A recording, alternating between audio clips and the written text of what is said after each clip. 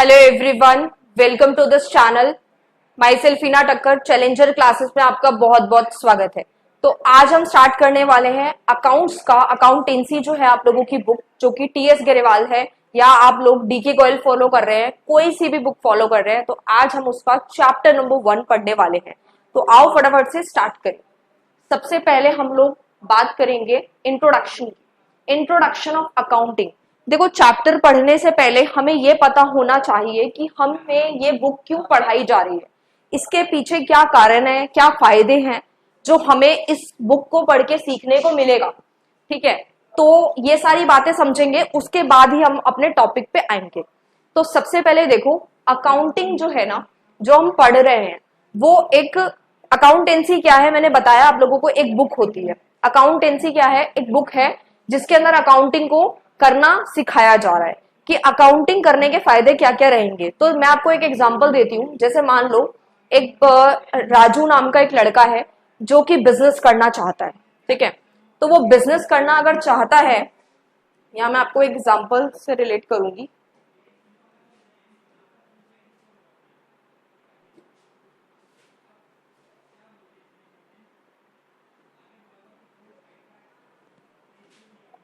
Suppose Raju है, ठीक है, अब ये बिजनेस करना चाह रहा है और ये चाहता है कि ये कपड़ों का बिजनेस करे। तो ये पैंट शर्ट जाकर लेकर आता है होलसेल दुकान से और सोचता है कि चलो अब ठीक है, मैं इसको बेचूंगा। तो ये बहुत सारी वेराइटीज लेकर आता है। ठीक है, बहुत सारी वेराइटीज लेकर आया अपनी दुकान के लिए, दुकान में बेचने के लिए। मान लो ये बहुत सारी शर्ट्स लेकर आया। सपोज एक शर्ट, सारी शर्ट्स अलग अलग रेट की थी, कोई 200 की थी, कोई 250 की थी, या फिर कोई 300 की थी। ठीक है, तो सारे अलग अलग रेट्स की थी। तो इसको लगा कि ये जो शर्ट्स लेकर आया है, इसने ये छोटी छोटी चीजें जो थी वो उसी टाइम उसके माइंड में सेट हो गई कि हाँ ये चीज इतने की है, फिर मैं इतना प्रॉफिट लगा के बेच दूंगा। लेकिन जब ये रास्ते में था, जब ये घर आया, उसके बाद अगले दिन से इसने अपनी जब दुकान खोली और दुकान पे जब इसके कस्टमर आने स्टार्ट हुए, तो इसको समझ में आया कि ये कंफ्यूज हो गया कि कौन सी शर्ट कितने रुपए की थी, या और भी बहुत सारी ट्रांजेक्शन्स ऐसी होती हैं जो हम भूल जाते हैं। तो अकाउंटिंग इसी वजह से कराई जाती है कि आपको चीजें याद ना रखनी पड़े, क्योंकि कुछ चीजें ऐसी होती है। अभी जो सोचो कि इसके पास सिर्फ 3-4 वेराइटी एक छोटी सी दुकान के लिए लेकर आया था, लेकिन अगर ये बहुत सारी वेराइटी लाता तो इसके साथ क्या होता, यानी कि ये जब ये चीजें इसको पता ही नहीं है, ये बाद में भूल जाएगा कि सपोज मान लो ये 200 रुपए वाली जो शर्ट है वो ये लाता ही 150 रुपए की, या फिर 200 वाली का ही आप एग्जाम्पल ले सकते हो। तो इसमें होता क्या है बेसिकली कि बाद में ये अगर इससे सस्ती में बेचता तो इसको तो घाटा हो जाता।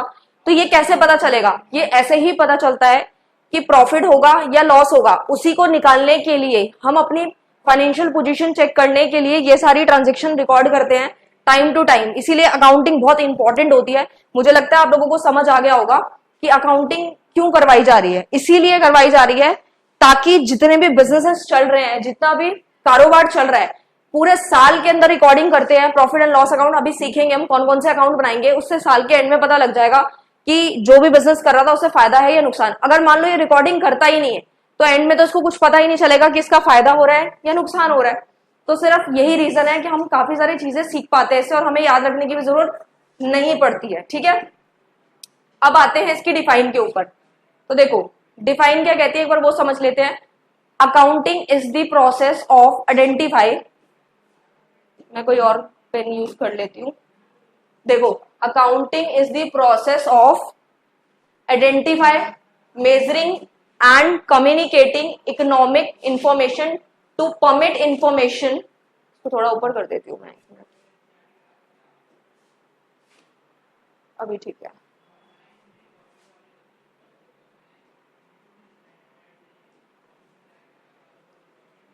हाँ, तो देखो सबसे पहले क्या क्या लिखा है वो एक बार रीड कर लेते हैं।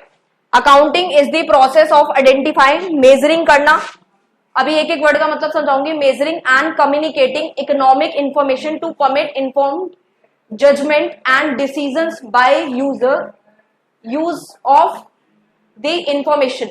यानी कि हम ये समझ रहे हैं कि अकाउंटिंग एक ऐसा प्रोसेस है जिसमें हम चीजों को, जितनी भी चीजें हैं उन सबको हम क्या कर रहे हैं, आइडेंटिफाई कर रहे हैं। आइडेंटिफाई का मतलब क्या होता है कि हम उस ट्रांजेक्शन को पहचान रहे हैं। तो देखो ये डिफाइन तभी समझ आएगी जब आपको इसके फीचर समझ आ जाएंगे, तो उसके बाद आपको फीचर को ऐड करना है, आपकी डिफाइन बन जाएगी। जैसे मैं दिखाती हूं अभी, ये आपके फीचर्स हैं, ये पहले समझेंगे उसके बाद ही आपको समझ आएगा कि डिफाइन क्या कहती है। तो देखो, सबसे पहला है हम लोगों का identification of the financial transaction and event. ठीक है, यानी कि आइडेंटिफिकेशन का मतलब होता है हमें देखना होता है, पहचानना होता है कि कौन सी ट्रांजेक्शन जो है वो मनी की टर्म्स में है या नहीं है। ठीक है, मतलब हमें पहचानना है। जैसे कि मैं आपको एक एग्जांपल देती हूं, हम लोगों ने कोई रॉ मटेरियल खरीदा, तो हम क्या कर रहे हैं, उस ट्रांजेक्शन या इवेंट को पहचान रहे हैं कि वो जो ट्रांजेक्शन है वो हमारी बिजनेस से रिलेटेड भी है और उसको मनी में हम जो है मेजर कर सकते हैं।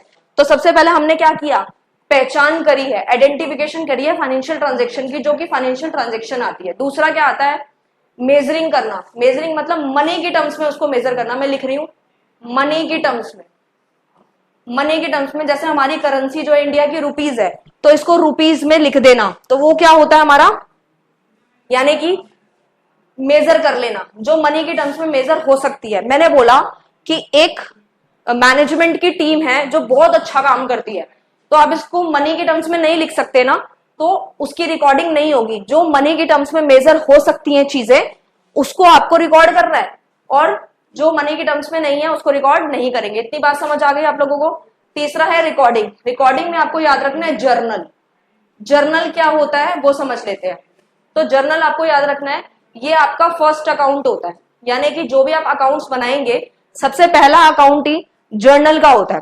देखो जर्नल में क्या होता है कि हमने सबसे पहला काम क्या किया कि हमने चीजों को पहचाना, फाइनेंशियल ट्रांजेक्शन को, कि कौन सी चीजें जो है वो फाइनेंशियल से रिलेटेड है, पैसों से रिलेटेड है, फिर उसको मनी की टर्म्स में मेजर कर लेंगे, फिर उसको रिकॉर्ड कर रहे हैं। रिकॉर्ड किसमें करेंगे, जर्नल बनाएंगे। अभी इसका पूरा एक चैप्टर आएगा जर्नल का, बस फिलहाल अभी आप इतना समझो कि रिकॉर्डिंग मतलब जर्नल के अंदर उसको हम रिकॉर्ड करेंगे। उसके बाद दूसरा आता है क्लासिफाइंग। क्लासिफाइंग में आपको याद रखना है लेजर। लेजर यानी जर्नल के बाद एक अकाउंट बनाया जाता है लेजर का। ठीक है, तो लेजर में क्या होता है कि आपको वो सारी की सारी चीजें अलग अलग करनी होती है। मान लो यहाँ पे राम है, राम हो गया, मोहन हो गया, तो आपको क्या करना है, राम की जितनी भी ट्रांजेक्शन है, राम ने सामान खरीदा, राम ने बेचा, तो बार बार राम के अकाउंट थोड़ी ना बनाएंगे। तो हम क्या करेंगे, राम की जितनी ट्रांजेक्शन होंगी वो सारे के सारे राम अकाउंट बना देंगे। ऐसे आपको आगे सिखाऊंगी मैं अकाउंट किस तरीके से बनते हैं। इस तरीके से डेबिट होता है, इधर इधर क्रेडिट होता है। ठीक है, तो राम की जितनी भी ट्रांजेक्शन है वो राम अकाउंट में आ जाएगी, और जो मोहन का होगा तो मोहन का अकाउंट अलग बनेगा। ठीक है, तो जितनी भी ट्रांजेक्शन सेम सेम होंगी, जैसे कैश अकाउंट बना रहे हैं तो जितनी भी कैश की ट्रांजेक्शन होगी वो सारे कैश अकाउंट में जाएंगे। आपको बस इतना याद रखना है कि लेजर में हम लोग क्या करते हैं, अलग अलग कर देते हैं सारी एंट्रीज को, अलग अलग अकाउंट्स बनाने को हम क्लासिफाइंग कहते हैं। उसके बाद आता है हम लोगों का, उसके बाद आते हैं हम लोग समराइजिंग पर। समराइजिंग, एक मिनट में थोड़ा करेक्ट कर देती हूँ। ठीक है, तो देखो अब आता है बात समराइजिंग की। इतना मैंने समझा दिया था, आप पीछे स्क्रीनशॉट भी ले सकते हो क्योंकि मेरे को स्क्रॉल डाउन करना था। अब आपको मैं बताती हूँ, यहां थी मैं, हाँ, तो मैंने आपको रिकॉर्डिंग बता दिया, क्लासिफाइंग बता दिया। समराइजिंग देखो, समराइजिंग का मतलब क्या होता है, बेसिकली समरी, यानी कि समरी बनाना, उसी को हम क्या बोलते हैं, समराइजिंग बोलते हैं। समराइजिंग में क्या क्या होता है मैं बताती हूँ आपको। सबसे पहला तो यहां पे बनेगा ट्रायल बैलेंस। ट्रायल बैलेंस अभी के लिए आप समझ लो, फिर मैं आपको पूरा जब करवाऊंगी अच्छे से समझ आ जाएगा। ट्रायल बैलेंस बनाएंगे, प्रॉफिट एंड लॉस अकाउंट और बैलेंस शीट।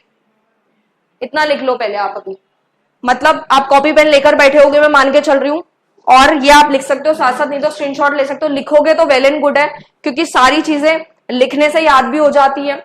तो ये हो गया। अच्छा, उसके बाद आता है हम लोगों का एनालाइजिंग एंड इंटरप्रिटेशन। ठीक है, उसके बाद आता है कम्युनिकेटिंग। तो यानी कि सबसे पहले हमने क्या समझा था कि हमें क्या करना था, मैं दोबारा से बता रही हूं आप लोगों को, तो ये ऊपर नीचे हो जाएगा। यानी पहले हमें ट्रांजेक्शन को पहचानना है, फिर उसको मनी की टर्म्स में लिखना है। मेजरिंग रिकॉर्डिंग मतलब जर्नल, यानी सबसे पहला अकाउंट कौन सा बनेगा, जर्नल का। उसके बाद हमें क्या करना है, क्लासिफाइंग करना है, यानी ट्रायल बैलेंस बनेगा। उसके बाद सॉरी लेजर बनेगा। और क्लासिफाइंग में क्या है आपको बता दिया। समराइजिंग क्या है, समरी बनेगी जिसमें हमें ये वाले अकाउंट बनाने हैं। ठीक है, कौन कौन से, समरी, एक तरीके से समरी होती है, ठीक है, जिसमें ट्रायल बैलेंस बनेगा, प्रॉफिट एंड लॉस अकाउंट हो गया और हमारा बैलेंस शीट हो गया। अब आपको ये समझना है कि जो प्रॉफिट एंड लॉस अकाउंट है वो हमें क्या बताता है और बैलेंस शीट हमें क्या बताती है। तो देखो, प्रॉफिट एंड लॉस अकाउंट हमें ये बताता है कि हमें साल में, पूरे साल हमने जो ट्रांजेक्शन करी है उससे हमें प्रॉफिट हुआ या फिर लॉस हुआ। और बैलेंस शीट हमें हमारी फाइनेंशियल पोजीशन बताती है। फाइनेंशियल पोजीशन कैसे पता लगती है, आगे हम लोग बैलेंस शीट बनाना सीखेंगे। फिलहाल के लिए आप समझ लो इतना कि इस तरीके से इसका अकाउंट बनता है। इधर लाइबिलिटीज आती है और इधर सारी एसेट्स आती हैं और इधर अमाउंट आता है, इधर अमाउंट। ठीक है, तो फिलहाल के लिए ये समझ लो कि लाइबिलिटी मतलब होता है जो हमें फ्यूचर में जितना भी हमारा कर्जा है जो हमें पे ऑफ करना है वो लाइबिलिटी है। और एसेट्स क्या होती है, जो हमें फ्यूचर में बेनिफिट देती है। आगे पढ़ेंगे, बस इतना समझ लो। तो ये हमें क्या बताती है, फाइनेंशियल पोजीशन बताती है कि हमारी संपत्ति ज्यादा है या हमारा कर्जा ज्यादा है। ठीक है, तो वो हमें कौन बताता है, फाइनेंशियल पोजीशन बताती है। ओके, तो इतना समझ आ गया आप लोगों को समराइजिंग तक। फिर आता है analysing and interpretation. Analysing and interpretation में होता है कि हमें यहाँ पे प्रॉफिटेबिलिटी पता चलेगी, यानी कि देखो, या तो प्रॉफिट हुआ होगा जब हमने अकाउंट बना लिए होंगे पूरे साल के, तो हमें ये पता लगा होगा कि या तो प्रॉफिट हुआ होगा या फिर लॉस हुआ होगा। तो उसी चीज को हम लोग एनालाइज कर रहे हैं कि प्रॉफिट हुआ तो कितना हुआ, लॉस हुआ तो कितना हुआ, और अगर प्रॉफिट हुआ है तो और आगे किस तरीके से बढ़ सकते हैं हम लोग। ठीक है, और लॉस हुआ है तो उसको कैसे करेक्ट करें। तो ये सारी चीजें हम लोग यहाँ पे एनालाइज कर रहे हैं। फिर एट द एंड क्या करते हैं, कम्युनिकेटिंग। कम्युनिकेटिंग में क्या होता है, सही टाइम पे सही डिसीजंस लेना, वो कम्युनिकेटिंग है। इसमें दो यूजर्स आते हैं, कौन कौन से, एक तो एक्सटर्नल और एक इंटरनल। अभी के लिए फिलहाल इतना याद रख लो कि एक्सटर्नल मतलब ये यूजर्स बाहर होते हैं, कंपनी के बाहर, बिजनेस से बाहर। और इंटरनल मतलब अंदर के, इनसे आप याद रख सकते हो इंटरनल। तो यानी कि सही टाइम पे सही इंफॉर्मेशन, यानी जितना भी आप लोगों ने यहाँ प्रॉफिट या लॉस जो निकाला होगा उससे सही टाइम पे सही डिसीजन लेना ही कम्युनिकेटिंग है। मुझे लगता है आपको अच्छे से क्लियर हो गया होगा। नेक्स्ट हम लोग चलेंगे अपने ऑब्जेक्टिव की तरफ। मैं ये पहले रब कर देती हूँ, ठीक है। अब आते हैं हम लोग अपने ऑब्जेक्टिव पर। ये हमारा टॉपिक है आज का, ऑब्जेक्टिव। ठीक है, तो ऑब्जेक्टिव से पहले एक बार ये भी देख लेते हैं जो मैंने आपको अच्छे से समझाया, उसके बाद डिफाइन आपको ऑटोमेटिकली समझ आ जाएगी। अब ये भी एक बार देख लो फटाफट से। हाँ, तो देखो फटाफट से मैंने क्या बताया था, अकाउंटिंग इज दी प्रोसेस, एक ऐसा प्रोसेस है जिसमें हम चीजों को आइडेंटिफाई करते हैं, पहचानते हैं, फिर उसको मेजर करते हैं। And communicating economic information to permit informed judgement, यानी कि वही सारे प्रोसेस हैं जो मैंने आपको फीचर्स बताए थे, सबको ऐड ऑन कर देना, पूरी डिफाइन बन जाएगी। और जो भी बच्चे टीएस गरेवाल कोई भी फॉलो करे उसमें 3 से 4 डिफाइन दे रखी हैं, जो आपको इजी लगे आप याद कर सकते हो। बट मेरे को डेफिनेटली श्योर हूं कि मैंने आपको फीचर समझा दिए तो ऑटोमेटिकली समझ आ जाएगा। अकाउंटिंग क्या है, एक ऐसा प्रोसेस है जिसमें हम चीजों को पहले पहचानते हैं, फिर उसको मेजर करते हैं, फिर कम्युनिकेट करते हैं, फिर at the end judgement and decision होता है, और वही इन्फॉर्मेशन प्रोवाइड कर देते हैं अपने एक्सटर्नल और इंटरनल यूजर्स को, और एक टाइम पे आके हम सही टाइम पे सही डिसीजन लेते हैं। इसी को अकाउंटिंग हम कहते हैं। तो अब आपको 100% क्लियर हो गया होगा। अब हम लोग चलेंगे अपने ऑब्जेक्टिव की तरफ। फीचर्स हो गए हैं, अब हमारा लास्ट टॉपिक है आज का, ऑब्जेक्टिव ऑफ अकाउंटिंग। ठीक है, तो देखो ये मैं समझा देती हूं आपको।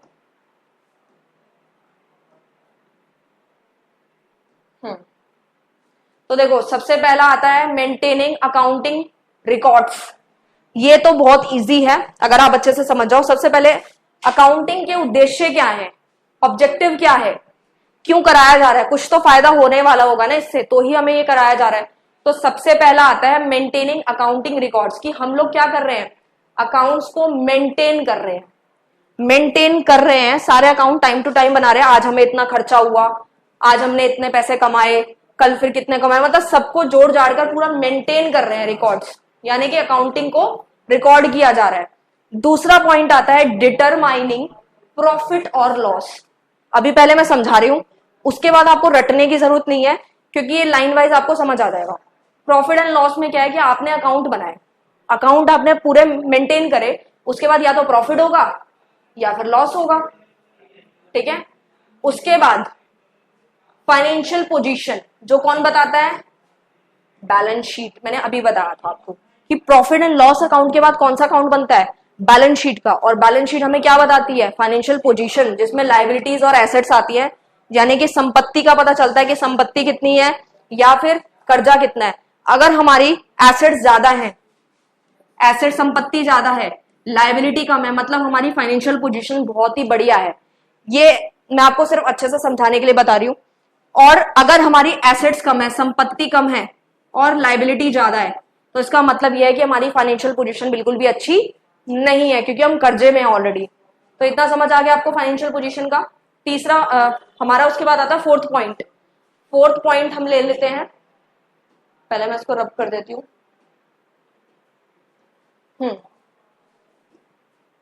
Fourth point is facilitating management, यानी कि जब हमारी फाइनेंशियल पोजीशन हमें पता लगी गई है तो मैनेजमेंट सही टाइम पे डिसीजंस लेगा, चीजों को मैनेज करेगा। तो उसी को फोर्थ पॉइंट में यही चीज समझाई गई है हमें। फिफ्थ पॉइंट में providing accounting information to users, यानी कि वही इंफॉर्मेशन यूजर्स तक पहुंचा देना, यानी इंटरनल और एक्सटर्नल तक, और सही टाइम पे जो है अकाउंटिंग इंफॉर्मेशन प्रोवाइड करना इंपॉर्टेंट होता है। क्योंकि मान लो कंपनी को लॉस हो रहा है और किसी इंप्लॉय की वजह से हो रहा है, तो सही टाइम पे सही बंदे को निकाल देंगे ना। अगर हम उसी को रखते रहेंगे या वो काम नहीं करेगा, या फिर हम लोगों को ने आधी चीजें मिस कर दी है जो रिकॉर्ड नहीं करी, तो कोई फायदा नहीं, अगले साल फिर लॉस हो जाएगा। तो यही छोटी छोटी चीजें हमें ध्यान रखनी होती है। एक बार इसको पूरा हम लोग देख लेते हैं कि क्या क्या पॉइंट्स थे। तो सबसे पहला क्या करना है, रिकॉर्ड करना है, यानी कि मेंटेनिंग अकाउंटिंग रिकॉर्ड्स, यानी रिकॉर्ड्स बनाना। रिकॉर्ड बनाने के बाद क्या पता लग जाएगा, एंड में, साल के एंड में प्रॉफिट या लॉस, या फिर उसके बाद क्या होगा, फाइनेंशियल पोजीशन पता लगेगी। और उसके बाद क्या होगा, उसके बाद होगा हमारा फैसिलिटेटिंग मैनेजमेंट, यानी कि मैनेजमेंट जो है एप्रोप्रिएट डिसीजंस लेंगे। और पांचवा पॉइंट क्या है, providing accounting information to users, users तक सही टाइम पे सही इंफॉर्मेशन पहुंचा देना। सो मैंने आपको 3 टॉपिक कवर कराया आज, और इसी को अच्छे से आप पढ़िएगा। और अगर आपको कोई भी डाउट आता है, आप आराम से कमेंट कर सकते हैं, आपका खुद का चैनल है, आप आराम से कमेंट करें। और मिलते हैं नेक्स्ट वीडियो में नेक्स्ट टॉपिक के साथ, तब तक के लिए bye bye, all the best.